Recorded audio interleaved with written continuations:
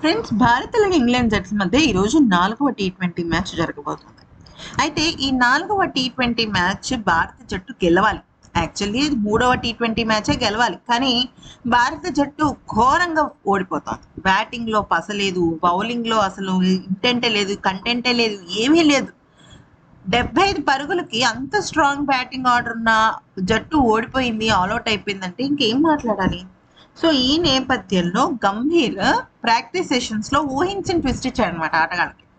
Matter ఏంటంటే టోటల్గా 3.5 sessions పాటు అసలు డాట్ బాల్స్ ని ఎలాగా యాక్సెప్ట్ చేయాలి అంటే, ఒక బంతి వచ్చినప్పుడు అది సింగిల్ తీసామా డబుల్స్ తీసామా అనేది పక్కన పెట్టేసి జస్ట్ ఒక డాట్ బాల్ లాగా ఎలా పంపించాలి అనేది ప్రాక్టీస్ చేయించాడు. ఎందుకనంటే వచ్చిన ఆటగాళ్ళందరూ భారీ షాట్స్ ఆడటానికి ప్రయత్నించడం, వెంటనే ఇమీడియట్ గా అవుట్ అవ్వడం.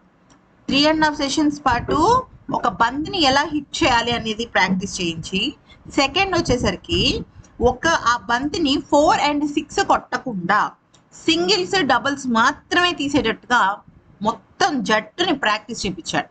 కారణం ఏంటి అంటే, సింగిల్స్ క్విక్ డబుల్స్ తీయటం వల్ల ఎప్పుడూ కూడా వికెట్లు పడిపోవు. అసలు ఇక్కడ మెయిన్ ప్రాబ్లం ఏంటి, వికెట్లు టకటక పడిపోవడమే కదా. సో అందుకని మ్యాటర్ ఏంటంటే, సింగిల్స్ డబుల్స్ తీయటము, ఒక బంతిని షాట్ ఆడకుండా 4-6 కాకుండా ఎంతవరకు ఎన్ని పరుగులు చేస్తారు అనే దానిపైన టోటల్ ఫోకస్ పెట్టడం జరిగింది. అంటే just like that back to basics అన్నట్టుగానే ఈ మొత్తం ప్రాక్టీస్ సెషన్స్ జరిగాయి. సో దీనివల్ల ఆటగాళ్ళు బేసిక్గా ఆ బంతిని అంచనా వేసే ప్రక్రియను చాలా లోతుగా పర్యవేక్షిస్తారు. అంటే ఏమవుతుంది, అక్కడ వాళ్ళు పిచ్ని గమనించడం లేదు, బౌలర్ ఎలా బౌలింగ్ చేస్తున్నాడో గమనించడం లేదు, నేను 4 లేదా 6 కొట్టాలి అని అనుకుంటున్నాను.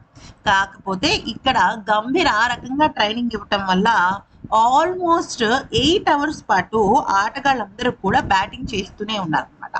సింగిల్స్ డబుల్స్ ఇంకొక 20 overs పాటు ఓన్లీ 4s 6లే కొట్టాలి అన్న ఒక పాయింట్. యాక్చువల్లీ ఇటువంటి ట్రైనింగ్ హెడ్ కోచ్ పక్కన ఉంటేనే జరుగుతుంది.